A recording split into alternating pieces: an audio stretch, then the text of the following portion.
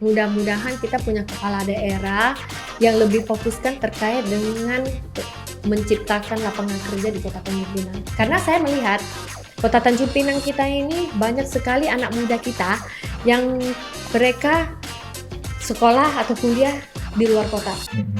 Terus mereka nggak mau balik lagi ke Kota Tanjung Pinang.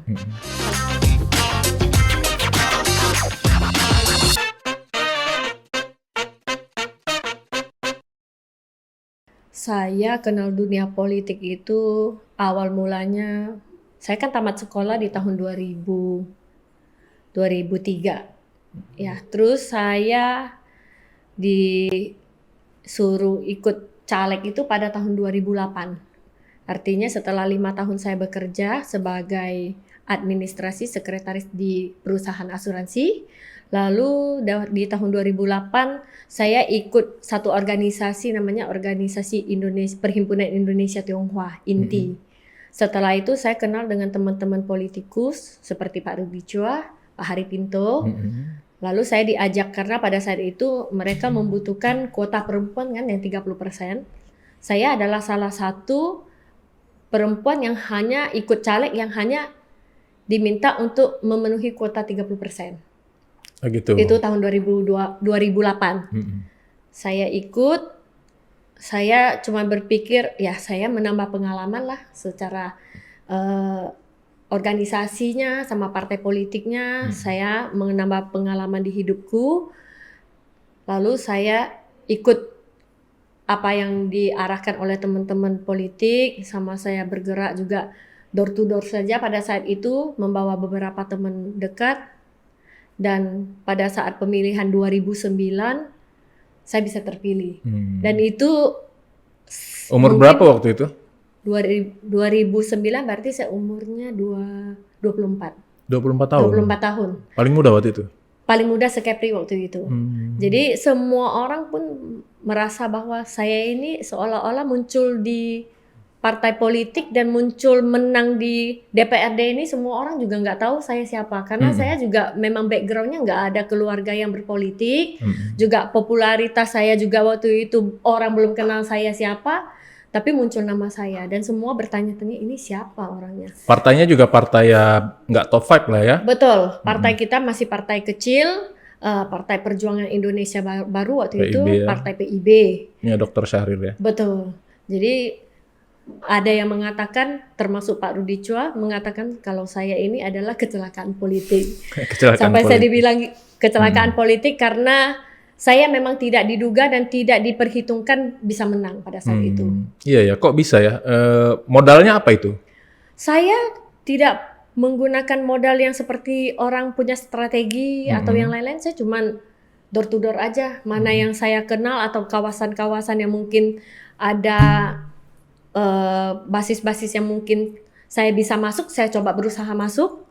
Saya door to door minta dukungan teman-teman yang di dapil saya waktu itu, di dapil Bukit Bestari pada saat itu ya. Akhirnya saya hanya berpikiran satu pada saat itu. Kalaupun saya kalah di politik, saya tak mau kalahnya itu terlalu jauh tragis gitu ya. Jauh banget suara saya, cuman mungkin dari keluarga saya yang pilih saya nggak sampai 10 suara, itu motivasi saya cuman itu. Iya. Jadi tes ombak juga Jadi waktu itu saya ya? cuman tes aja, udahlah saya door to door aja lah, mudah-mudahan bisa mendongkrak suara partai. Saya nggak terpikir juga saya sendiri ini bisa. Door to door-nya itu ngapain? Kalau cuma ngobrol-ngobrol kan orang mungkin ngerti ngapain aja tuh selama door to door. Saya itu. cuman bawa contoh kertas suara, terus saya bilang ini saya dari Partai PIB, saya ingin mencalonkan diri. Kalau Bapak Ibu ingin mendukung saya, ini saya kasih tahu cara pemilihannya seperti apa. Kan kalau pemilihan pileg itu kan memang agak membingungkan ya, karena kertas suaranya banyak gitu ya, dan nggak ada foto ya. Jadi saya sampaikan kepada warga yang saya datangi, ini loh kalau mau coblos saya ini kertas suara warna hijau, nomor urut ini, lihat aja nomor urut partai saya nomor sekian, saya ada di nomor berapa. Itu nama saya sebenarnya gitu, tinggal dicoblos saja. Itu yang saya lakukan door to door ke rumah masyarakat. Tentu waktu itu juga kita mengikuti ada kegiatan-kegiatan organisasi yang lain-lain juga kita ada mengikuti. Cuman kan saya join di organisasi juga baru di tahun 2008 itu baru join dan langsung ikut caleg, sehingga orang juga pada saat itu memang nggak kenal siapa sih si Reni ini gitu. Oke, waktu ngikut daftar sebagai bacalek itu udah nguasain ilmu politik atau belum? Belum Backgroundnya sama sendiri sekali.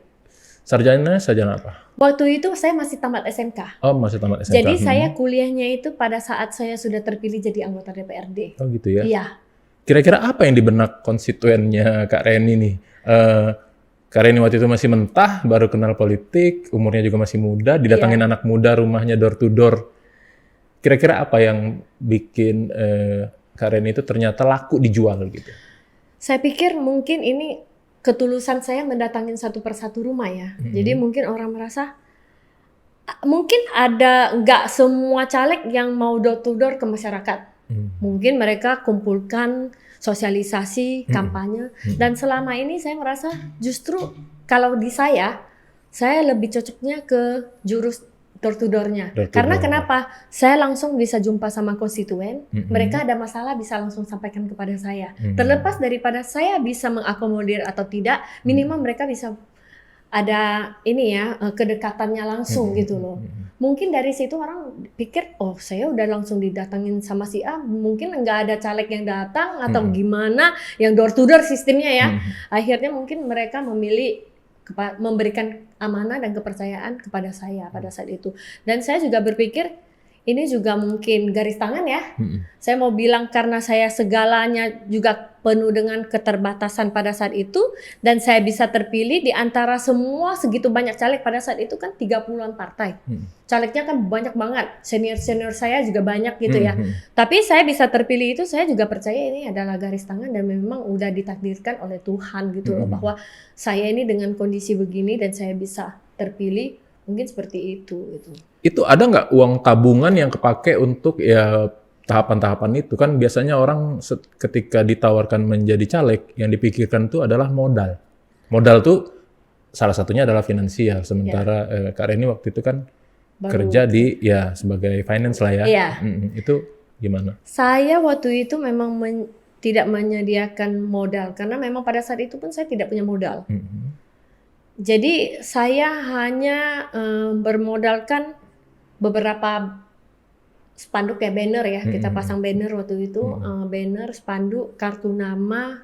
Basic banget lah ya. Basicnya APK yang basic aja gitu ya. Lalu kegiatan memang saya ikut kegiatan-kegiatan waktu itu kan Pak Rudico udah sebagai anggota DPRD provinsi ya. Oh, jadi kalau ada kegiatannya beliau kita collab sama beliau, kita turun lah. Artinya saya menggunakan tenaga saya lah. Ketika ada yang butuh SDM di lapangan, saya siap untuk ikut turun gitu loh. Dapil manapun saya turun gitu. Karena saya yakin Tanjung Pinang ini adalah kota yang kecil, yang warganya itu mungkin dia di barat kota, tapi dia juga bisa punya saudara-saudaranya di Bukit Bestari. Begitu pula Bukit Bestari juga punya saudara-saudaranya di dapil-dapil yang lain gitu. Akhirnya kan gema-gema yang seperti itu mungkin yang terdengar sama teman-teman gitu ya. Oke, di periode pertama Kakak jadi dewan, itu di dapil mana? Dapil Bukit Bestari. Bukit Bestari. Kedua juga sama? Sama. Ketiga baru dipindah ya? Iya. Itu tantangannya apa? Kalau di periode pertama memang saya dapat suaranya nggak signifikan ya. Pada saat itu saya suaranya cuma 442 saya ingat. Saya ingat betul karena angka suara saya ingat betul 442 karena di backup dengan suara teman-teman yang di bawah, caleg-caleg yang di bawah, akhirnya Partai Hanura totalnya, Partai PIB pada saat itu mendapatkan suara sekitar hampir 2.000 kalau nggak salah. Saya sepribadi 400-an, sehingga kita mendapatkan kursi terakhir pada saat itu. Lalu periode keduanya saya pindah ke Partai Hanura karena Partai PIB sudah dinyatakan tidak lolos verifikasi oleh KPU. Akhirnya kami mau nggak mau kami harus berpindah kendaraan untuk mendapatkan kendaraan politik untuk maju kembali.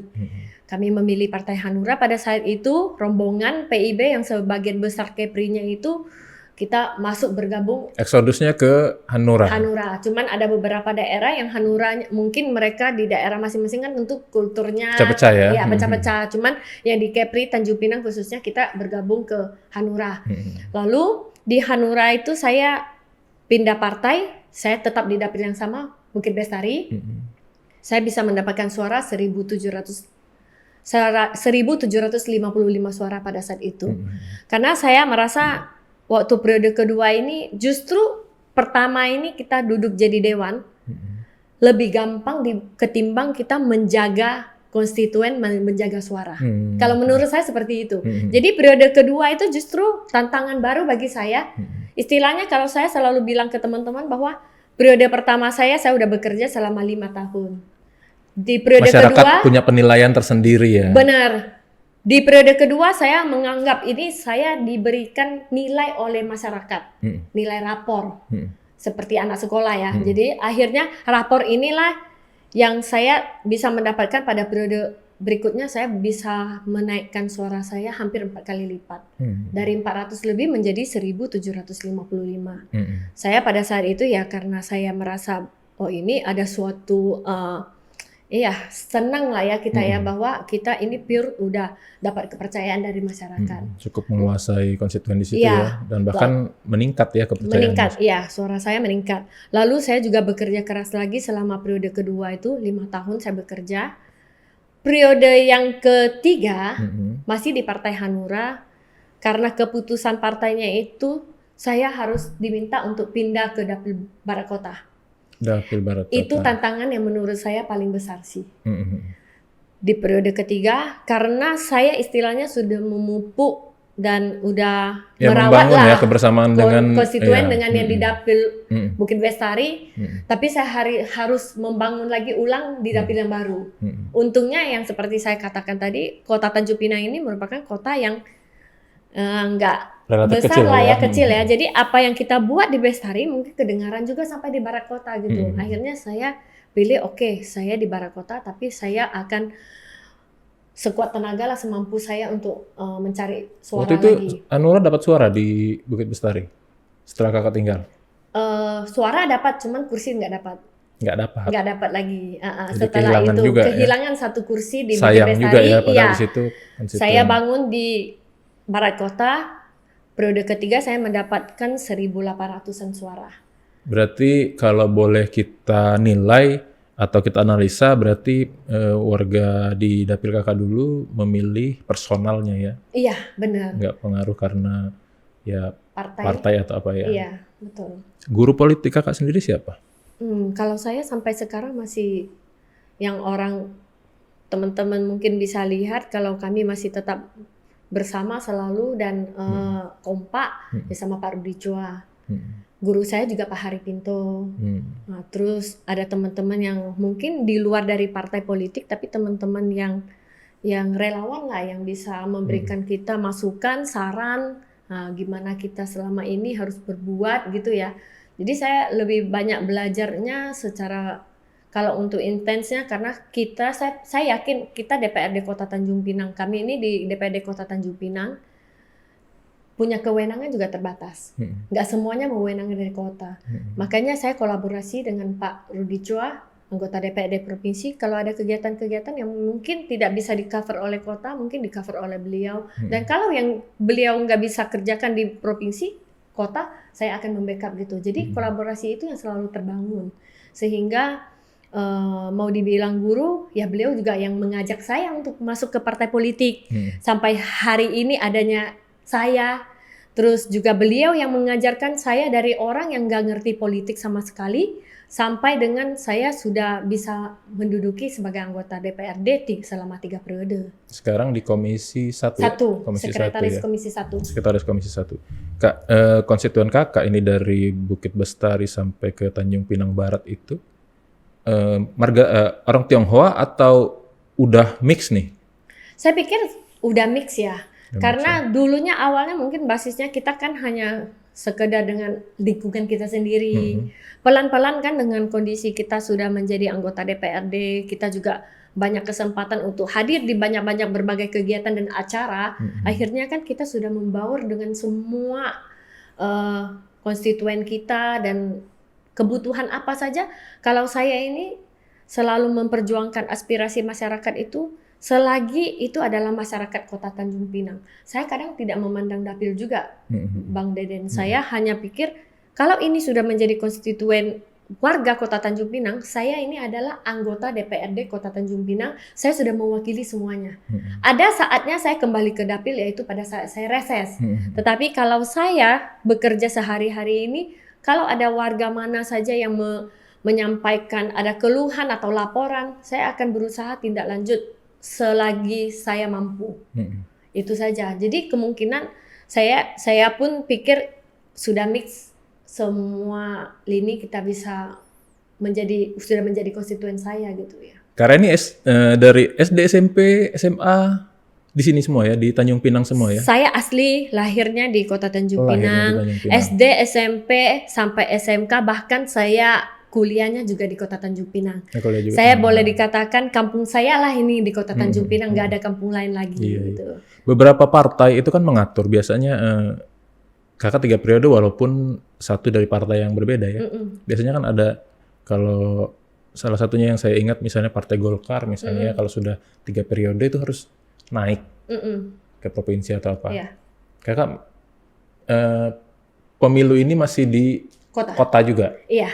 Kalau di Partai Hanura kita belum ada komitmen atau aturan seperti itu. Seperti itu. Selagi kita masih mau di kota, masih bisa diakomodir di kota. Sehingga ini juga strategi menyelamatkan kursi barangkali ya, daripada hilang. Iya benar. Lagi pula kita provinsi juga masih ada incumbent kita, sehingga kita juga tidak, saya pikir biar incumbent juga berfight di situ, dan saya tetap menjaga untuk di kota. Mungkin di kesempatan lain lah kita lihat kondisi gimana, kan peta politik kan berubah-ubah. Mungkin periode berikutnya atau kapan kita nggak tahu seperti apa ya, ke depan lah kita baru rencanakan. Gitu. Kalau dari kecil gitu, dari remaja lah, ketertarikan di dunia politik itu udah tumbuh sejak kapan? Saya boleh dikatakan. Atau dadakan? Dadakan. Makanya saya bilang kecelakaan politik itu. Karena saya memang backgroundnya tidak ada keluarga saya yang dari politik. Juga nggak ada orang yang samping saya yang orang dekat saya lah ya. Siapapun itu nggak ada orang yang backgroundnya politik. Jadi saya ini memang serba dadakan. Pada saat masuk jadi DPRD pun saya nggak paham. Awalnya jujur saya nggak paham. Di DPRD ini kerjanya apa sih? Tupoksi saya apa sih gitu kan? Apa pemanis aja atau apa? Iya, tapi saya pelan-pelan belajar. Dalam waktu, mungkin saya butuh waktu pada saat itu ya setengah tahun lah ya. Saya membaur dengan teman-teman politik. Terus saya juga belajar gimana saya harus berbicara di forum gitu. Karena saya memang dari awalnya memang nol. Iya, apalagi orang finance kan. Orang finance itu relatif tertutup. Karena saya di belakang layar kan, di office saja gitu ya. Jadi saya memang kondisinya adalah serba nggak paham, tapi saya mau belajar. Saya diberikan kesempatan dan diberikan kepercayaan amanah oleh masyarakat untuk saya belajar, dan saya harus bisa untuk memperjuangkan aspirasi teman-teman. Biasanya politik itu kan untuk orang yang biasa berorganisasi ya, bahkan di sekolah pun dia sudah ngurus OSIS dan segala macam. Dia tahu cara tikung menikung dalam pemilihan suara dan segala macam. Kakak sendiri pernah menemukan hal-hal yang ya kalau bagi orang politik mungkin biasa, bagi orang awam biasanya agak memuakkan lah gitu. Iya. Pernah ketemu pengalaman seperti itu? Contohnya misalnya? Ya, apakah kakak pernah berpikir waktu kakak dipindah dapil misalnya, oh ini aku sudah memupuk ini, aku harus memulai baru lagi. Saya pikir kalau di dunia perpolitikan itu memang itu adalah sesuatu hal yang biasa ya.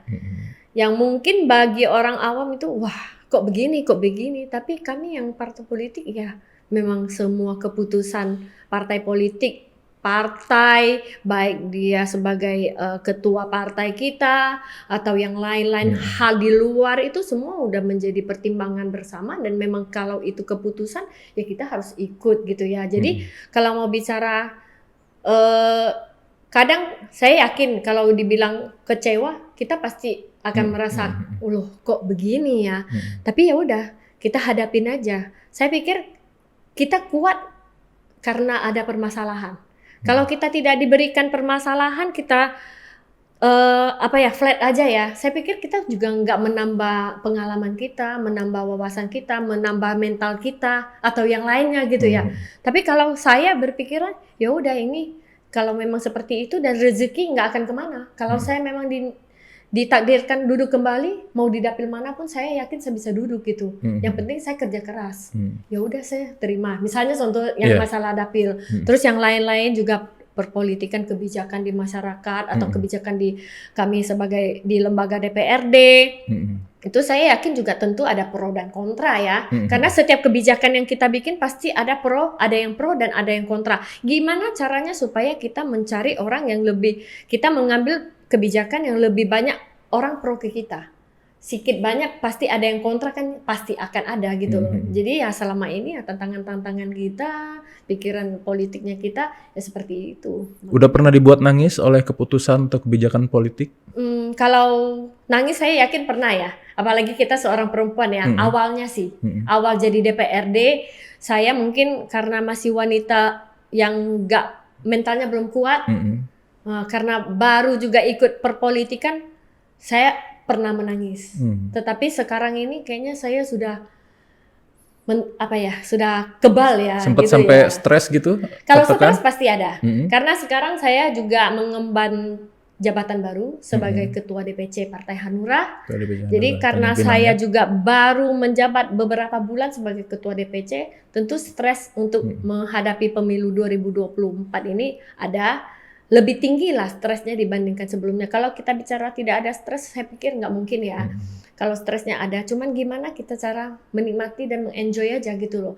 Selagi masalah kita bisa selesaikan, selagi saya juga merasa penuh dengan berkat dan selalu dikelilingi dengan orang yang baik. Apa yang saya harus handle juga bisa terhandle selama ini. Jadi saya berpikiran stres pasti ada, tapi saya harus kuat untuk memberikan prestasi lah selama saya menjadi Ketua DPC di Partai Hanura Kota Tanjung Pinang ini. Oke, waktu kakak dari finance dan memutuskan politik dan ternyata jadi anggota DPRD Kota Tanjung Pinang, perubahan apa yang kakak rasain baik secara ekonomi maupun personal? Kalau personal, lingkungan kerja ya, yang bedanya drastis ya. Karena saya di asuransi, saya cuman berhubungannya beberapa orang aja, agent, terus nasabah beberapa orang. Begitu saya di dunia perpolitikan, begitu saya masuk di lembaga DPRD, saya berhadapan dengan seluruh orang yang punya karakter yang berbeda, terus juga orang partai politik, terus masyarakat banyak. Kita juga banyak yang masalah yang harus kita handle dan kita harus punya wawasan yang luas gitu terhadap berbagai macam masalah gitu ya. Kalau kita di asuransi, misalnya saya di asuransi, saya cukup memahami asuransi saja. Sedangkan kalau saya begitu saya jadi anggota DPRD, saya harus menjadi serba tahu gitu. Kita nggak bisa kalah informasi gitu ya. Harus informasi itu kita harus tahu. Oh ini masalahnya, perkembangan viralnya sekarang apa gitu ya. Jadi itu adalah dunia yang sangat-sangat berbeda. Cuman ada samanya adalah sama-sama melayani. Karena saya di asuransi juga melayani agent, melayani nasabah. Cuman ini skupnya adalah melayani masyarakat luas. Lebih gitu. Luas lagi ya. Tentu tantangannya lebih berat gitu. Tapi pelan-pelan saya yakin semua orang pasti mampu kalau dia mau belajar dan ketulusan hati ya, saya pikir ya kita berbuat ini juga dengan tulus. Saya pikir Tuhan juga akan membantu kita. Saya percaya itu sih gitu. Terus dari sisi finance? Sisi finance tentu berbeda ya. Income kita di asuransi dulu kan saya cuma di bagian dalam, income-nya juga nggak besar. Begitu saya jadi DPRD, RUMK lah ya? Lebih tinggi lah dari itu. Lebih tinggi, itu ya. Lalu saya begitu masuk di DPRD, saya dapat gaji yang ya bagi orang mungkin besar gitu ya. Enggak, mungkin bukan bagi orang aja, mungkin kakak juga karena waktu itu masih sangat muda. Betul. Gitu ya, dapat yang lumayanan selevel bapak-bapak bahkan. Bener. Nah itu apa perubahan apa yang? Jadi pada saat itu saya juga. Gaji pertama kakak dulu kakak pakai apa? Umur 24 dapat belasan juta. Belasan juta, oh ya waktu itu pada saat itu belasan juta. Saya waktu itu kan juga merasa wah ini ada finance-nya.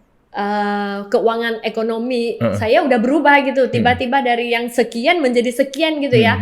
Tetapi ya Bang ya, mau kita sadari setelah kita perkembangan dunia perpolitikan sampai kita udah 3 periode ini sebenarnya banyak sekali kita harus mengeluarkan dana juga untuk partai, untuk yang lain-lain gitu. Nggak seperti yang dirasakan bahwa sekian itu full untuk kita. Belum lagi kita berbagi untuk sumbangan dan yang lain-lain. Tapi kalau awal-awalnya kita pasti happy lah ya kita ya, karena kita tiba-tiba diberikan ekonominya, penghasilan yang lebih kan. Pada saat itu saya umur 20-an dengan angka belasan juta pada saat itu kan udah luar biasa, udah mungkin level daripada pimpinan bank atau yang lainnya gitu ya, lebih tinggi dari mereka gitu ya. Tapi ya saya pikir waktu itu saya berbagi ke keluarga. Karena kan keluarga saya kan kami bukan berada pada posisi yang keluarga yang memang menengah ke atas gitu ya. Jadi saya udah menjadi seperti ya membantu anak nomor berapa? Anak nomor 1. Oh iya, gitu. Jadi pada saat itu orang tua juga. ya, jadi saya membantu untuk beban orang tua saya. Saya nggak mau mereka lagi terbebani dengan masalah keuangan gitu. Akhirnya sampai sekarang pun saya udah membantu untuk keluarga saya. Dan pada saat itu karena dengan kondisi kita punya ekonomi lebih oke, pada saat itu kan saya juga tinggal rumah yang kecil dan saya sudah besar, udah dewasa. Saya pikir saya harus kasih keluarga saya untuk orang tua saya menikmati tempat tinggal yang lebih oke gitu. Jadi pada saat itu saya beli rumah dengan paman saya. Habis itu saya renovasi sedikit. Itu di periode masih yang pertama? Periode pertama. Pertama aja udah bisa? Untuk rumah kecil sih itu. Jadi periode pertama memang saya punya niat dari kecil itu memang ingin memberikan hidup yang lebih mapan kepada orang tua. Jadi begitu saya terpilih, saya hemat-hemat juga. Ya udah saya bangun untuk tempat yang lebih layak untuk orang tua saya tinggal gitu. Terus mulai stabil ekonomi itu ketika di periode kedua menjadi dewan, atau menurut kakak yang sudah kakak terima itu sudah cukup? Saya pikir kalau untuk periode pertama kan yang saya fokuskan itu tempat tinggal ya, yang lebih layak untuk orang tua. Periode kedua lah mungkin saya lebih mapan di sisi keuangan pribadi saya gitu ya. Tapi karena periode kedua juga kita harus membayar, kan kita juga lebih dikenal sama masyarakat. Lebih banyak proposal yang masuk, lebih banyak sumbangan, lebih banyak undangan gitu ya. Akhirnya kan juga kita banyak pengeluaran juga gitu loh. Jadi akhirnya saya pikir ya udah enjoy aja masa-masa seperti ini. Kita sebagai politikus, kita diundang, kita juga merasa kita dihargai. Terus ya seperti itulah Bang. Ekonomi kita, saya pikir mau dibilang anggota dewan ini gajinya besar-besar sekali, sekarang saya pikir enggak begitu juga, karena kondisinya adalah kita juga harus berbagi ke yang lain, dan tentu banyak sekali kan yang mengharapkan bantuan proposal lah atau bantuan-bantuan yang lain-lain yang mungkin sifatnya itu di luar APBD.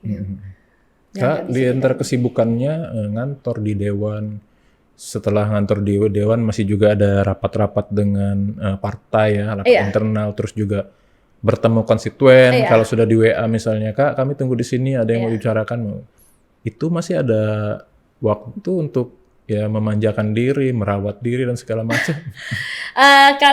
Kalau kemarin masih ada ya. Sekarang jadi ketua DPC ini udah waktunya sampai udah penuh-penuh sekali. Jadi pas kebetulan kita juga menjelang pemilu 2024. Saya juga kontestannya, saya juga ketua partainya, saya juga harus kerja di DPRD ngantor, terus belum lagi kita melayani konstituen kita, ngopi lah, inilah kan gitu ya. Memang waktu saya sangat-sangat, sekarang udah sangat-sangat padat sekali. Beberapa kali ulasan aja saya udah beberapa kali nggak bisa hadir gitu ya. Terus juga kita masih ada kegiatan pribadi kita, entah keluarga sama teman gitu ya. Jadi harus berbagi waktu. Tapi selama ini sih saya cukup bisa memanage waktu saya lah ya untuk bertemu ini itu semuanya selalu bisa. Tapi perawatan tetap bisa? Perawatan kadang-kadang saja. Kalau lagi sibuk memang itu udah nggak jadi prioritas lagi. Gitu. Iya, jadi kalau saya itu pikir memanjakan diri paling pada saat saya ada waktu luang, saya mungkin nyebrang ke Batam, kemana saya menikmati hidup sama teman-teman di Batam, enjoy sedikit gitu, atau kadang-kadang saya nyebrang ke Singapura gitu, paling seperti itu saja. Kalau yang lain lagi udah nggak bisa lagi karena memang waktunya full sekali. Gitu. Dari umur 24 jadi dewan, terus sampai sekarang itu kan berarti sudah plusnya 15 tahun ya? Iya, 15 tahun. Plusnya 15 tahun, jadi hampir 24 tambah 15. Hampir kepala 4. 39. Ini bukan rahasia nih di Nah. sini. Rahasia umum. Itu kapan? Kakak kan juga punya kehidupan pribadi juga. Iya. Pacarannya gimana? Terus gimana itu? Eh, Mengisi ruang-ruang kosong di hati dan segala macam. Saya lebih banyak mengisi waktu saya dengan teman-teman atau keluarga. Kalau untuk Kakak sampai masalah- sekarang masih single? masih single. Kenapa single? Ada yang mengatakan karena kesibukan, ada yang bilang Nah, itu karena dia. anggota dewan nggak ada yang berani dekat. Tapi saya percaya ini adalah jodoh.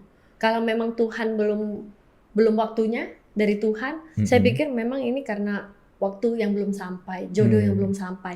Kalau saya sih tidak terlalu memikirin masalah itu ya, karena saya yang penting saya selama ini bisa membahagiakan kedua orang tua saya, karena kedua orang tua saya masih sehat, saya bersyukur.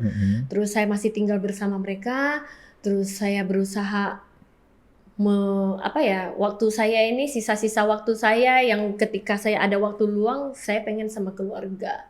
Itu terus kalau masalah jodoh, saya serahkan kepada Tuhan. Ada kaitannya sama bintang kakak nggak, zodiak kakak itu yang Libra itu yang peragu apa bimbang?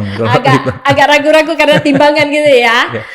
Pasti ada, karena saya juga berpikiran kalau seandainya saya sudah berumah tangga, terus saya udah punya Tapi pengen pacar, kan berumah tangga kan? pastilah, namanya kita wanita juga manusia normal ya, pengen. Tetapi pada saat kita saya juga berpikir nanti kalau saya udah punya keluarga atau yang lain, mungkin kerja saya udah tidak bisa maksimal lagi. Jadi saya harus pilih kan antara karir atau jodoh. Saya pikir maunya dua-dua, tetapi gimana saya bisa mendapatkan dua-dua ini kan penuh harus ada ini juga gitu ya, mensinkronkan waktu saya sama yang lain-lain. Nggak semua juga bisa menerima karena kesibukan kita. Saya percaya itu. Jadi saya pikir Tuhan lah akan yang mengatur. Tapi kakak udah sering terbaik. pacaran putus atau memang Nggak menghindarin? sering sih, cuman ya pasti kalau kita ada ketemu yang cocok, kita coba jalanin. Tapi kalau nggak cocok ya udah kita. Oke, kriterianya gimana? Saya Pria nggak ada idaman. kriteria yang terlalu gimana. Yang penting saya komunikasinya bisa cocok. Enak komunikasinya. Gitu, ya. Karena saya pikir wanita yang lain juga sama ya. Harusnya mempunyai seseorang pendamping yang mau mendengarkan curhatan kita pada saat kita lagi capek-capek kerja misalnya kan, pengen curhat, mungkin itu kita bisa klop di komunikasi. Terus juga mungkin bisa lebih mengerti terhadap kita yang jadwal kita sibuk banget. Jangan sampai dikomplain kan, wah nggak ada waktu untuk saya gini-gini. Jadi memang harus yang pengertian banget gitu ya, yang bisa menerima gitu. Itu bukannya egois kalau kayak gitu? Enggak sih, enggak. Saya rasa enggak egois lah, karena kan kita juga harus memanage waktu ya. Dan kadang-kadang kan kita sebagai anggota DPRD ini kan kita punya kerjaan bukan hanya di kantor Bang. Kita kerjaan juga harus menghadiri berbagai macam undangan, yang kadang-kadang undangannya bisa sampai tengah malam. Yang kita nggak mau ngecewain orang. Iya, jadi kita kalau memang saya ada yang PDKT misalnya seperti itu ya, saya akan sampaikan ini loh, full saya seperti ini. Bisa nggak menerima? Nemuin Kak Reni setelah rapat, nemuin Kak Reni setelah jumpa konstituen gitu ya. Iya gitu loh. Entah di kampung, bisa entah jadi di laut. pada saat kita sudah janji mau ketemu, tiba-tiba nggak bisa Cancel, karena ada kegiatan yang lain yang lebih penting kan. Mungkin seperti itu yang harus dimaklumin gitu. Sampai sekarang ya mudah-mudahan Tuhan segera mengirimkan lah ya jodoh terbaik. Dan kami mengharapkan, mana tahu doa dari teman-teman supaya lebih cepat mendapatkan jodoh. Tapi kakak kayaknya cita-cita politiknya masih panjang, masih nyalonin lagi. Masih calonin lagi, ya dong, karena masih banyak PR yang mau kita kerjakan lagi. Apa nih yang misalnya Kak Reni pengen satu langkah lebih maju ketimbang periode-periode sebelumnya 1, 2, 3, PR apa yang mau Kak Reni capai di periode keempat? Saya kalau di periode keempat ini kalau memang bisa, karena komisinya apa aja kemarin sebelum di 1? Saya komisi yang periode pertama sama kedua di komisi 2. Komisi bidangnya 2 ekonomi. Sekarang karena saya udah 2 periode di ekonomi, saya memang sarjana ekonomi. Jadi udah 2 periode, saya pikir saya mau coba yang lain gitu ya, biar gak bosan lah gitu ya. Jadi saya pindah pada periode ini, saya pindah ke komisi 1. Komisi 1 hukum ya? Hukum. Karena sebenarnya saya pengen sekolah hukum juga, cuman gak ada waktu sekarang. Iya, pengennya S2-nya ambil hukum, cuman waktunya ini memang nggak nggak termanage waktu untuk sekolah lagi kan. Oke. Jadi saya punya cita-cita untuk periode berikutnya. Saya pikir ini memang kadang-kadang DPRD ini punya wewenang yang sangat terbatas juga. Mudah-mudahan kita punya kepala daerah yang lebih fokuskan terkait dengan menciptakan lapangan kerja di Kota Tanjung Pinang. Karena saya melihat Kota Tanjung Pinang kita ini banyak sekali anak muda kita yang mereka sekolah atau kuliah di luar kota. Terus mereka nggak mau balik lagi ke Kota Tanjung Pinang. Salah satu alasannya karena gaji di Tanjung Pinang terlalu rendah. Dan perusahaannya juga lapangan kerjanya juga sangat minim, sehingga orang yang mau balik kerja juga nggak disediakan lapangan kerja. Saya pikir ini adalah PR terbesar untuk Kota Tanjung Pinang, menciptakan lapangan kerja dengan mendatangkan investor yang selama ini saya pikir berkali-kali kepala daerah juga punya visi misi untuk investor, tetapi nyatanya sampai saat ini kan belum ada investor yang besar yang masuk ke Tanjung Pinang. Mudah-mudahan kedepannya kita bisa punya perusahaan yang besar yang bangun di sini dan menyerap tenaga kerja lokal. Itu menurut kakak kenapa itu? Kayak kok Tanjung Pinang seperti nggak punya nilai jual? Kalau saya sendiri sih berpendapat di utilities ya, kayak air dan listrik itu kan tidak memadai lah, nggak mencukupi. Kalau ada perusahaan baru besar butuh listrik sekian juga kayaknya Tanjung Pinang nggak bisa menyediakan. Saya pikir kalau listrik malahan sekarang sudah surplus, cukup lah ya, sudah surplus banyak gitu ya. Masalah air yang menjadi PR besar. Kalau orang investasi di sini tentu kan air merupakan kebutuhan dasar, primer juga primer ya, pokok, bahwa mereka ini adalah perusahaan yang membutuhkan, pasti butuh air gitu ya. Itu menjadi PR bersama juga. Terus juga investor yang datang mungkin lebih memilih tempat lain, tidak memilih ke tempat kita. Kenapa? Itu yang harus kita telusuri. Kenapa? Pemerintah daerah punya PR yang cukup besar terkait hal tersebut. Saya yakin teman-teman pengusaha-pengusaha di Kota Tanjung Pinang juga punya link kemana-mana investornya ya, untuk mendatangkan investor. Apalagi nih ibu kota provinsi ya. Iya benar. Terus pengusaha kita juga nggak kalah dengan yang tempat lain kan, kita punya pengusaha-pengusaha yang ternama juga di sini kan. Harusnya pengusaha juga punya link untuk investor kan, masuk ke sini. Ada apa? Kenapa nggak masuk di sini? Apakah kita perizinannya susah atau kita ada masalah UMK-nya yang seperti apa? Terus SDM kita nggak tahu. Harus ada analisa dulu problemnya seperti apa, kita pecahkan satu persatu. Saya pikir ini memang butuh waktu, tetapi kalau kita nggak start dari sekarang, kapan lagi gitu loh. Jadi saya pikir itu menjadi PR pertama, masalah terciptanya lapangan kerja. Yang kedua juga saya pengen kalau memang boleh ya, kita lihat selama ini warga kita yang sakit butuh dana segala macam. Kan ada daerah yang menggratiskan pemeriksaan kesehatan atau biaya medikal kesehatannya di rumah sakit pemerintah daerah dengan syarat KTP Tanjung Pinang ya. Ada beberapa daerah kan seperti itu. Saya berharap juga Kota Tanjung Pinang daripada bisa kita kerjasama pakai BPJS, tentu bisa karena ke BPJS ini kan bagus, bisa mengcover untuk biaya-biaya yang cukup besar ya untuk kesehatan masyarakat kita. Terus di luar daripada itu kita kan ada Jamkesda. Terus di luar daripada itu mungkin kita bisa di cover lagi khusus yang belum tercover oleh BPJS atau Jamkesda itu. Ya saya berharap kalau memang bisa kesehatan kita itu juga diberikan semacam kayak dulu kan pendidikan juga pakai SPP ya, bayar bulanan. Sekarang kan juga udah digratiskan kan, ini juga kesehatan juga berharap saya bisa cita-cita saya bisa digratiskan khusus untuk Kota Tanjung Pinang, warga Kota Tanjung Pinang, karena seringkali kita miris ketika mereka butuh dana, terus juga dengan kondisi BPJS-nya yang ada beberapa kriteria yang tidak di-cover oleh BPJS, sehingga ini bisa di-cover oleh pemerintah kota, ya khususnya untuk warga kita. Mungkin seperti itu sih. Karena ini cita-citanya dulu masuk dewan itu apa yang mau diperjuangkan yang paling utama itu?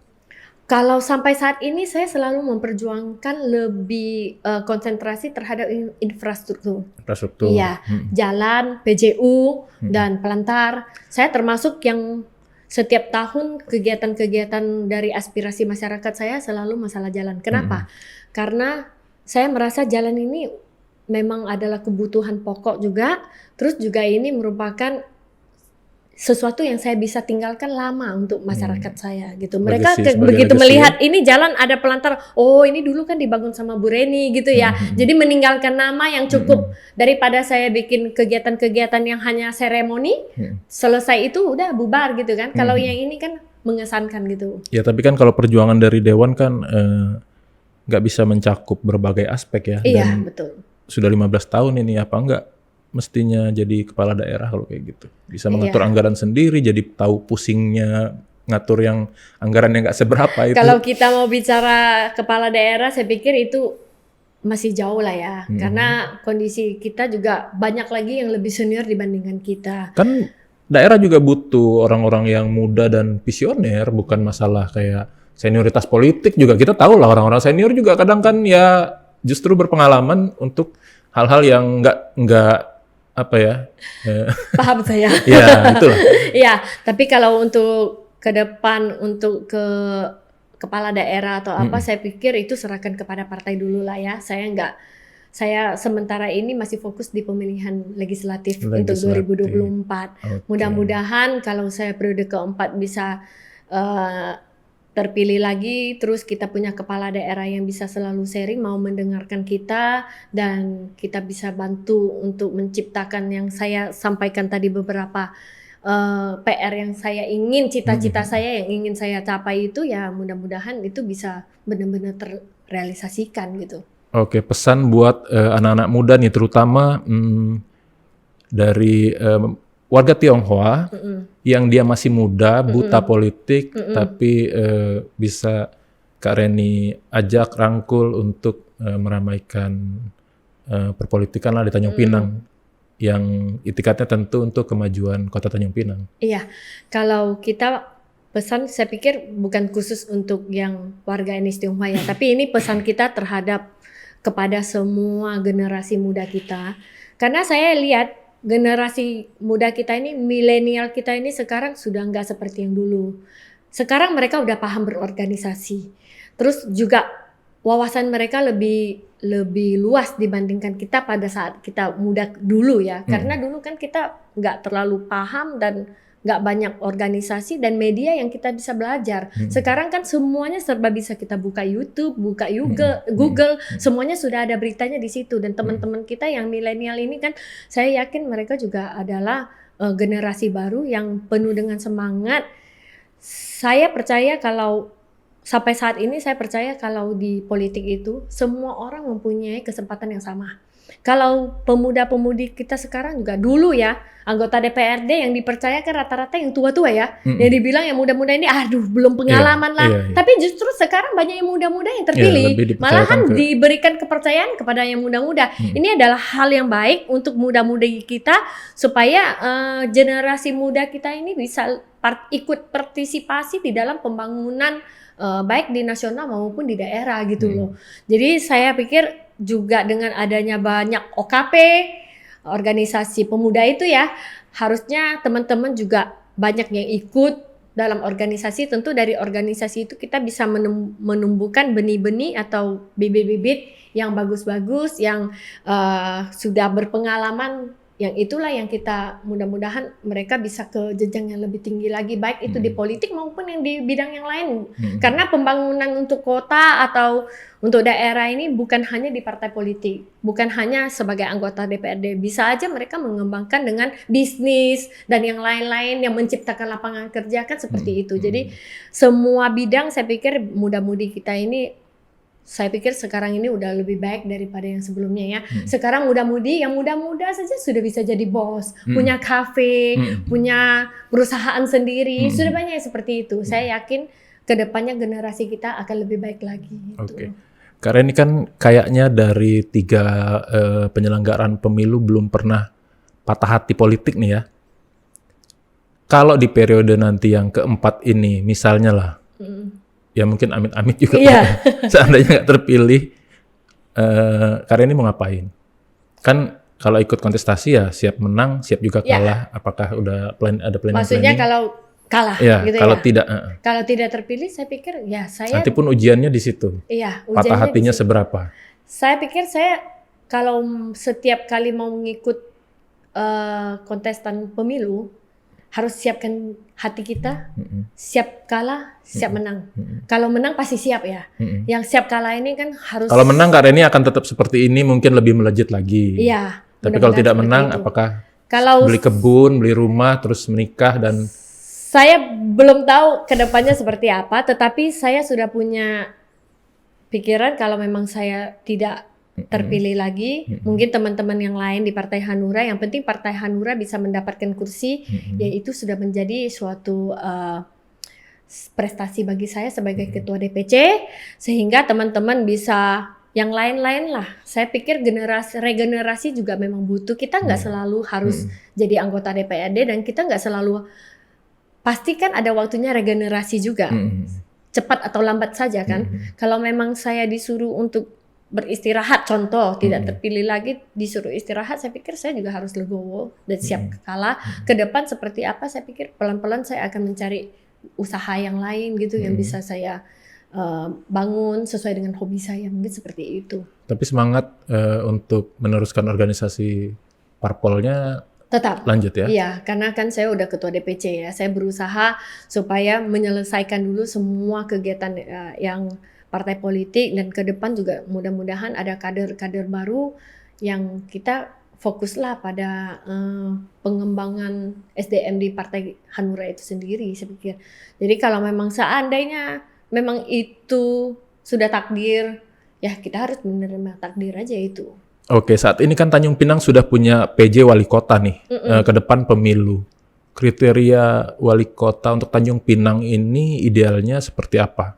Kalau untuk kota Tanjung Pinang, minimal jangan orang yang di luar yang nggak tinggal di Tanjung Pinang ya, pasti harus di Tanjung Pinang. Oke. Karena minimal harus tahu permasalahan dan karakteristik di kota Tanjung Pinang itu seperti apa, kultur kita, terus juga permasalahan yang ada di kota Tanjung Pinang. Sekarang saya lihat permasalahan besar juga yang terjadi di kota Tanjung Pinang adalah menjadi PR besar kita adalah penanganan banjir. Itu salah satunya. Karena saya maunya wali kota ke depan udah harus punya fokus terhadap penanganan banjir. Terus juga yang saya ceritakan tadi, yang masalah terciptanya lapangan kerja sama yang lain-lainnya, saya pikir juga pariwisata ini juga harus digenjot, karena pariwisata ini adalah ujung tombak dari perekonomian kita. Terus juga kerukunan antar perbedaan suku, ras, agama itu semuanya juga harus on the track ya, semuanya harus baik. Saya pikir itu saja yang harus menjadi pertimbang ciri-ciri kriteria daripada kepala daerah lah. Minimal saya yakin yang ikut ke depan untuk calon pilwako nanti pasti orang yang sudah mengetahui permasalahan di Kota Tanjung Pinang.